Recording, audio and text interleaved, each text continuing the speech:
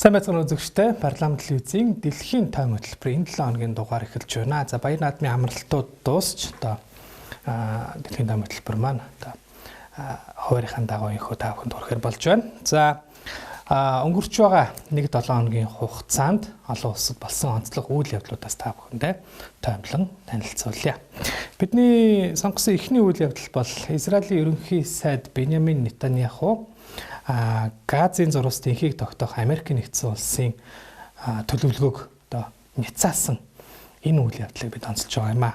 За Израилийн ерөнхий сайд Беньямин Нетаньяху 15 зүйл бүхий Газын зурвас тэнх тайвныг тогтоох Америк нэгдсэн улсын төлөвлөгөөг хүлээн зөвшөөрөхөөс татгалзаж эрс няцаасан мэдээллийг хийсэн. За Америк нэгдсэн улсын ерөнхийлөгч Дональд Трампын санаачилж Палестины зэвсэгт байгууллага болох одоо Хамас бүлэглэлийн дэмжсэн Газын зурвас тэнх тайвныг тогтоох төлөвлөгөөг хүлээж авахаас татгалзаж байгаа тэрээр өнгөрсөн ням гарагт явагдсан Израилийн засгийн газрын хуралдааны үеэр мэдэгдсэн байгаа. За тэрээр Хамас бүлэглэл бүрэн зэвсгээ хураалгах хүртэл Израилийн цэргүүд Газын зурвасыг орхиж гаргахгүй гэдгийг бол мөн давхар мэдэгдсэн юм а.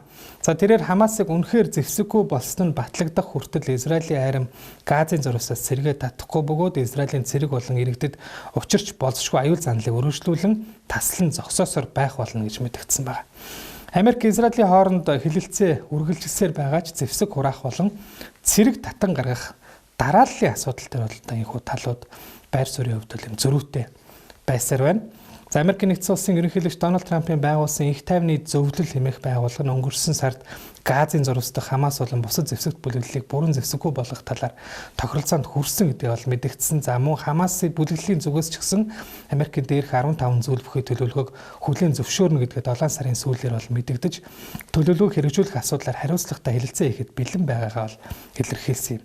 За Трампын Газын их тайвны төлөвлөгөөнд Хамасыг зэвсэггүй болгох, Израилийн цэргийг Газын зурвасаас гаргах, за тус бус нутгийг сэргээн босгох, төлөвлөгөөний хэрэгжилтийг хянах зөвлөл байгуулах зэрэг ийм асуудлууд бол багтсан байгаа. За энэ төлөвлөгөөг хэрэгжүүлэх үүрэг бүхий одоо их тайвны зөвлөлийн дарга дипломатч Николай Младенов төлөвлөгөөг хэрэгжүүлэх үйл явцад боломж олгохыг Израиль улсад уриалж дараагийн уулзалтаар Израиль улс төлөвлөгөөг дэмжинэ гэдэгт одоо итгэж найдаж байгаа бол тэрээр илэрхийлсэн юм а. За харин Хамас бүлэглэлийн улс төрийн төвчөөний гишүүн Басем Наим хэвлэлд өгсөн ярилцлагада Израиль улсад шахалт үзүүлэхийг бол Вашингтонд уриалсан байгаа.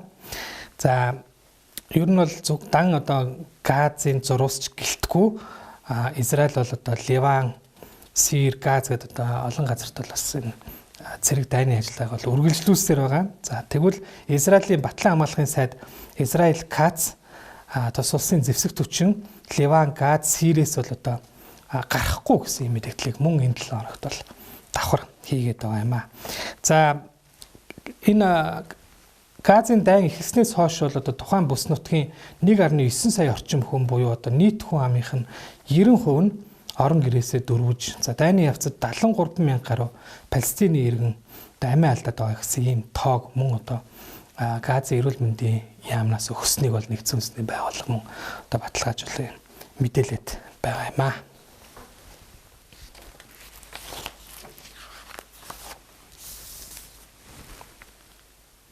За дэлхийн тойм хөтөлбөр үргэлжилж байна. Дараагийн бидний онцлж байгаа үйл явдал бол Америк Ираны одоо энэ зөрчил мөргөлдөөний эргэн тойронд энэ 7 хоногт болсон үйл явдлуудыг өргөх гэж байна.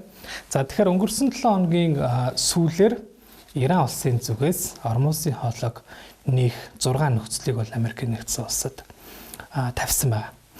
За тодруулах юм бол Америк нэгдсэн улс одоо доорх 6 нөхцөлийг биелүүлсэний үндсэн дээр бол Ормузын хоолойг бүрэн нээнэ гэсэн мэдээллийг Ираны үндэсний аюулгүй байдлын дээд зөвлөлийн нарийн бичгийн дарга Мохаммед Багер Залгатер бол өнгөрсөн бям гарагт хийсэн байна. За Америкт бол дараах 6 шаардлагыг тавьсан. Үүнд Америк Ираны эсрэг одоо занал хийлэл дарамт болон тус улсын одоо шашны үнэт зүйл, үндэсний одоо үнэт зүйлсийг доромжлох энэ үйлдэлээ нэгдүгээр зогсоох.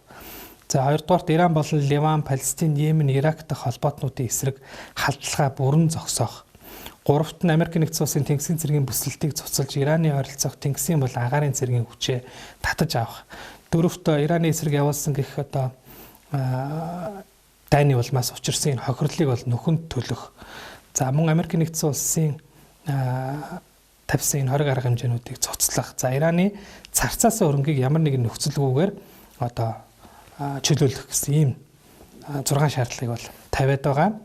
За энэ ямар одоо онцлогтой ийм шаардлагууд тавиад байна вэ гэхээр Америкийг одоо цэргийн хүчээр хадах, за Ираны эсрэг тавьсан хоригоо цуцлах, Ираны царцаас өрнгийг суллах гэсэн одоо энэ асуудлуудыг Ормузын хоолойг нэгтэй бол шууд холбонд тавьснараа бол өмнөх одоо яриа хэлцээний нөхцлүүдээс онцлог одоо юм. Ер нь бол юм бас энэ Ираны зүгээс нэлээд одоо хурц тулган шаардсан одоо ийм нөхцлүүдийг бол Америкт тавиад байна. За эсрэгээр Америкийн нэгдсэн улсын байр суурь бол одоо өөр байгаа. За Ормузын хоолойгоор худалдааны хөлөг онгоцуудыг ямар нэгэн саадгүй зорчих юм боломж бүрдэх юм бол Ираны бомбуудын эсрэг тавьсан одоо Тэнгисийн цэргийн бүсэлттэй бол зогсооно гэсэн ийм байр суурийг бол одоо баримталж байгаа. За тэгээд Дональд Трамп мөн одоо энэ талаар мэдээлэл хийсэн байна. За тэрээр цагаан ордонд даваа гарагт хийсэн мэдээлэлтэй Иранаас нөхөн төлбөр шаардах бодолтой байгаа бол илэрхийлсэн. Тэрээр Ираны эрх баригчтай байгууллага Америкийн нэгдсэн улсын аливаа энхийн гэрээнд Ираны шууд оролцоотой болон дэмжлэгтэйгээр сүүлийн хэдэн 10 жилийн хугацаанд үйлдэгдсэн халдлагуудын нөхөн төлбөрийг шаардаж амиа алдсан хүмүүсийн хар гэрт нөхөн төлбөр өгөх одоо энэ асуудлыг Иран улстай хийх хэлэлцээний үеэр бол авч хэлэлцсэн гэдгээ мэдэгдсэн байна. За ингэхдээ тэрээр одоо сүүлийн 20 болон 30 жилийн одоо энэ асуудлуудыг бол гаргаж ирсэн байгаа. За жишээлх юм бол сүүлийн 20 гаруй жилийн хугацаанд Ираны тал Америкийн объектууд руу одоо удаа дараа халдаж байсан олон өмнө одоо энэ үеэр бол амиргдсан. За мөн сүүлийн 50 жил Ираны энэ дэглэмийг эсэргүүцснийхээ төлөө Ираны эрх баригчдын гарт амиа алдсан.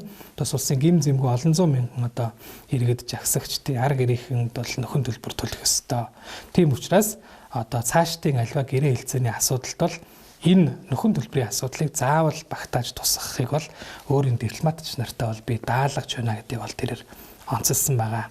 За мөн Дональд Трамп даваа гарагийн мэдээлэлтэй Америкийн тал бол Ормузын хоолойг бүхэлд нь мингүүжүүлж дууссан. За одоогийн байдлаар Америкийн Тэнгисийн цэргийн хүчин одоо энэ хөө чухал одоо далай тээврийн энэ усан замыг бол одоо 100% хяналттай аваад байна. Одоогоор Ормузын хоолойг хянж байгаа цорын ганц хүчин бол Америкийн Тэнгисийн цэргийн хүчин гэдэг бол онцлсан байгаа. За ингээд талуудын ер нь бол энхийн хилэлцээ байгуулах одоо энэ яриа хэлэлцээ бол үндсэндээ нэлээд юм асуудалтай болж эхэлж байна. Ер нь одоо эдгээр мэдээллүүдээс харахад. За тэгээд яагаад одоо юм асуудалд ороод байна вэ гэхлээр Иран улсад одоо энэ 7 хоногт нэлээд юм олон чухал мэдээллүүд болон одоо шийдвэрүүд үйл явдлууд бол болоод байна. За үүний эхнийх нь бол жишээлх юм бол Ираны хувьсгалт гвардийн командлагчийн одоо ахлах зөвлөх Мохаммед Реза Нагдигийн одоо Америкийн PBS телевиз төгсөн ярьцлагт хэлсэн зүйл байгаа. Энэ юу гэж хэлсэн бэ гэхээр тэрээр ер нь бол Иран улсын баримталж байгаа бодлого, за ялангуяа зэвсэг түвшний одоо баримталж байгаа бодлого бол мөргөлдөөнийг одоо хоёр талын мөргөлдөөнийг Трампын бүрэн эрхийн хугацаа дуусах хүртэл одоо сунгах ийм төлөвлөгөө ер нь бол байгаа гэдгийг бол тэрээр мэдэгдсэн байгаа. За ер нь бол одоо шууд хэлээгүйч одоо ийм утгыг бол агуулсан байгаа. За тэгэхээр ямар нэгэн гэрээ хэлцлэхээс илүү одоо Трамп бүрэн эрхийн хугацаанд дуусах хүртэл одоо энэ мөргөлдөө энэ дайныг одоо сунжруулах ийм зорилго агуулж байгаа нь бол одоо бас энэ мэдээлэлээс бол тодорхой харагдаж байна. За дээрэс нь Ираны дээд удирдагч Муштаба Хамне тус улсын одоо батлан хамгаалах аюулгүй байдлын салбарт бол шин томоохон юм томилгоонуудыг энэ 7 хоногт хийлээ.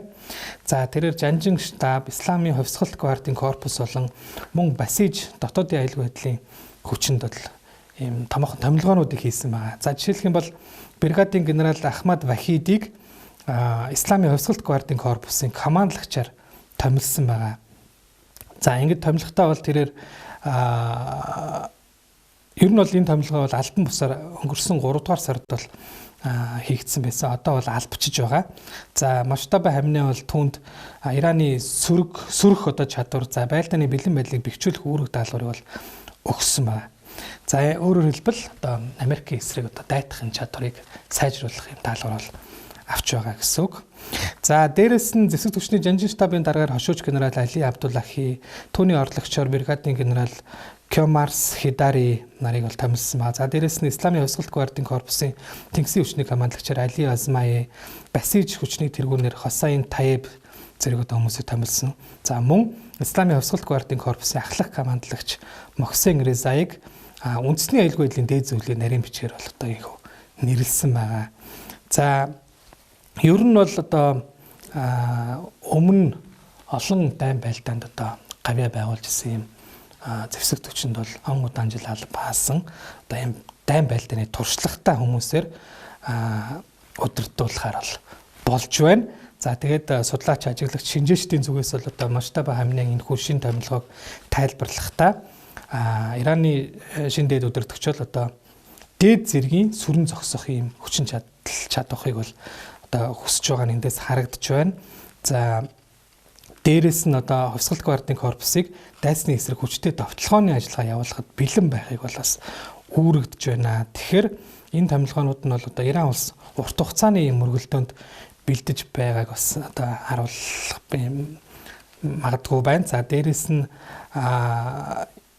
дипломат одоо стратегиэс гадна энэ дайн ер нь дуусахгүй байхаа гэсэн бас ийм итгэл үнэмшил бас нөгөө талдаа байна уу гэсэн одоо ийм зүйлийг бол харуулж байна гэсэн ийм зүйлүүдийг бол ажиглагчд хэлж байна. За түрүү хэлсэнчлэн одоо энэ томилгоонууд бол үндсэндээ шинжлэл гэхээсээ илүү Ираны дэглэмийн ив нэгдлийг одоо нэн тэргүүнд тавьж одоо итгэл хүлээсэн ийм ахмад дайчдыг одоо дахин одордох төвшөнд гарган ирж за Америкийг сүрэн одоо зогсох ийм одоо бодлого баримталж байна уу гэсэн зүйлсийг бол шинжээчд хэлж байгаа юм аа. За тэгээд Трампын хувьд бол одоо бас байр суурь нэлээд өөрчлөгдөж байгаа. Өмнө нь бол Трамп одоо ямар нэгэн ахиц дэвшил гарахгүй бол одоо бомбогдноо гэж одоо сүрдүүлж байсан бол сүүлийн үед бол Трамп бол хандлагаа өөрчилж байгаа. Хүч хэрэглэхийн оронд эдийн засгийн дарамт шахалтай бол одоо сүрдүүлэх ийм одоо тактик руу бол ер нь орж байна. За эргэн сануулхад бол талуудын хооронд өнгөрсөн 6 сард санамжчиг явуулж гал зогсоож байсан боловч тун удалгүй талууд гал зогсоох горим зөрчсөн гэж одоо харилцан нэг нэгнээ буруутгаж бас өргөлдөөн бол дахин эхэлж агаарын цохилтуудыг бол өгч эхэлсэн байна. За түүнээс хойш бол Трамп нэлээд удаа хэлэлцээ ихэд тун ойрхон байна гэж удаа дараа мэдгдсэн боловч өнөөдрийн хүртэл бол ахиц дэвшил гарахгүй байна. За тэгээд одоогийн байдлаар бол Америк Ираны хооронд Оман улс зуучлагчаар одоо ажиллан хэлэлцээнд хүрэхийг бол зорж байгаа ч одоо тодорхой үр дүн бол харагдахгүй байна. За харин энэ хугацаанд одоо жишээлбэл Америкийн талд бол бас нэлээд ийм хүчээ шавхсан зүйлүүд бол ажиглагдж байна. Жишээлх юм бол бүслэлтэд одоо хагас жилийн турш байрлаж байгаа. Одоо байлдааны онгоц тээвэрлэгч Америкийн Абрахам Линкольн нэмэх одоо тэнгисийн хөлөг онгоцсон дээрх нөхцөл байдал бол хүндэрсэн байгаа. За яаж хүндэрсэн бэ гэхээр одоо усан цэргүүдийн цэцэгцэн эрүүл мэндэд одоо өөрчлөлт орж нөлөөлөх за амиа хорлохын орлогууд бол гарах болсон гэж мэдгдсэн. За энэ үүнтэй холбоотойгоор одоо уг хөлөг онгоцыг одоо хойш нь татаж оронд нь Жорж Вашингтон нэмэх одоо нисэх онгоц тээвэрлэгч энэ хөлөг онгоцыг тухайн ойрхон орнуудын бүс рүү бол илгээж байгаа гэсэн мэдээлэл бол гарсан байна. За дээрэс нь Америк нэгдсэн улсын төрийн департаментийн зүгээс ойрхон орнууд дахь одоо улс орнууд дахь элчин сайдын яамдуудаа хандан 100 хүний бүрэлдэхүүнтэй ажиллах юм төлөвлөгөөг танилцуулахыг бол бас хүсэж байгаа. За өөрөөр хэлэх юм бол одоо онцгой шаардлагагүй хүмүүсээ бол нутаг буцаах ийм асуудал руу бол шилжээд байна. За ингээд энэ бүхнээс харахад бол ер нь Америк Ираны мөргөлдөөн нөхцөл байдал бол нэлээд бас юм ширүүсч эхэлж байна уу гэсэн юм байдал бол ажиглагдж эхэлж байна. Ер нь одоо томоохон юм дайнд айл тал нь бэлдэж байна уу гэж ойлгож болохоор болоод байна. За тэгээд дараа 7 хоногт дараагийн ирэх өдрүүдэд ямар үйл явдал болох нь бүгдээр одоо харцгаая.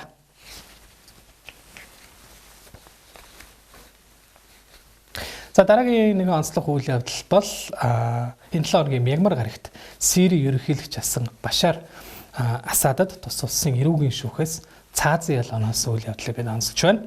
За Дамаск хотын 4-р эрүүгийн шүүх ерөнхийлөгч асан Башар Асад болон түүний дүү Махер Асад нарыг 14 жил үргэлжилсэн иргэний дайны үед үлдэгдсэн цэргийн гэмт хэрэг болон хүн төрөлхтний эсрэг гэмт хэрэгт буруутган цаазын ялыг ичнэгээр бол оноосон. Тодруулах юм бол Асадыг урьдчилан төлөвлөсөн аллага, эрүүдэн шүүлт, дур мөдөн эрхчлөөг нь хасах, мөн шүүхээс хүн төрөлхтний эсрэг болон дайны гэмт хэрэг гэж тодорхойлсон олон гэмт хэрэгүүдэд буруутаа гэж үзсэн дээрх ялыг бол оноолоо. За Башар Асадын дэглэмийн үед 14 жил үргэлжилсэн иргэний дайны явцад хагас сая орчим хүн амнасаа алдсан бол олон сая хүн орон гэрээ орхин дөрвөн гарсан байдаг. За Башар Асадын дэглэмийг түлхэн унгах үеэр буюу 2024 оны 12 сард босгочид Дамаск хот руу дайран орж ирэх үеэр Башар Асад болон түүний дүү Махер Асад нар гэр бүлийн хамтаар Оросын холбооны улс руу бол зугтан дөрвөн гарсан байдаг. За өнөөдрийн хүртэл тэрээр Москвад оргонсоор байгаа юм а. За гадаадд оргонж байгаа тэдэнд Сирийн шүүхээс инхүү ичнээ цаазын ялыг оноосон бол за мөн одоо энэ Мягмар гарагийн шүүх хурлд биечлэн оролцсон Башар Асадын үеэл ах болох Атеф Нажибт давхар одоо цаазын ялыг оноосон байгаа. За Атеф Нажибийн хувьд л өмнө нь Сирийн армийн бригадын генерал одоо явсан юм хүн. Тэрээр Башар Асадын дэглэм нурууны усны дараагаар шүүхийн өмнө зогсож ял сонссон хамгийн өндөр албан тушаалтны нэг болж одоо тодроод байгаа юм а. За ингээд дэлхийн таймын төгсгөлд энэ 7 хоногт одоо болсон байгалийн гамшиг болон байгалийн бас үзэгдлийн талаарх мэдээллийг бид хүргэж байна. За тэгэхээр даваа гарагт Өмнөд Америкийн Колумбусд 7.5 магнитудын хүчтэй газар хөдлөлт болсны улмаас бол олон зуун хүн амиа алдаж одоо тос усад нэлээд хүнд ийм гар цохирол бол тохиогоод байна. За газар хөдлөлтийн голомт нь Чоко мужийн Сан Хосе дель Пальмар хотын орчимд 100 орчим километрийн гүнд бол байсан гэж байгаа. За мөн хөрс зэрэгэлдэх улс орнуудад хүртэл одоо газар хөдлөлтийн дараах чичирхийлэл мэдрэгдсэн байна. За тэгвэл энэхүү асар хүчтэй газар хөдлөлтийн улмаас амир өгдсөн хүний тоо өнөөдрийн байдлаар 281-д хүрээд байна. За мөн 4000 орчим хүн бэртэж гэмтэн 379 хүн сургаггүй хэвээр байгааг бол мэдээлээд байна.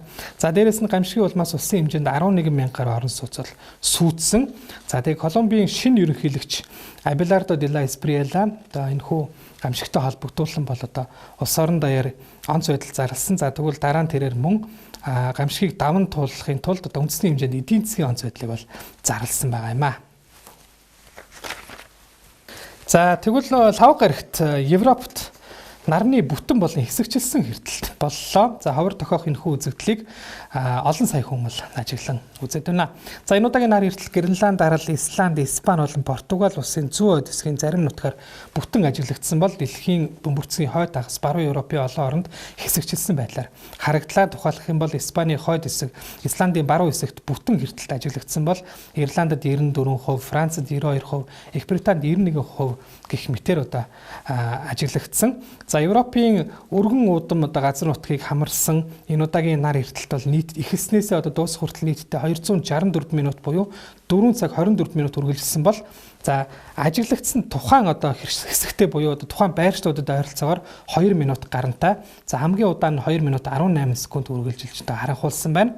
За нар эрдэлтийн үед бол одоо нарлуу шууд харах нь хүний нүдэнд ноцтой гэмтэл учруулж болзошгүй байдаг тул хэрдэлтийн бүх үе шатанд зориултын нарны ажиглалтын шил буюу хамгаалтын хэрэгсэл ашиглахыг бол мэргэжилтнүүд зөвлөдөг. Үүнтэй холбоотойгоор нар эрдэлтээс өмнө зориултын шилний одоо худалдаа, эрэлт болон борлуулалт бол одоо огцом өссөн байгаа. За харин дараагийн нарны бүтэн хэртэлт 2027 оны 8 сарын 2-ны өдөр тохиох юм байна. Испаний өмнөд хэсэг, Хойд Африкийн Марокко, Алжир, Тунис, Лив зэрэг улсууд болон Сауди Араби, Йемен зэрэг улсад яг жилийн дараагаар бүтэн нар эрдэх юм байна.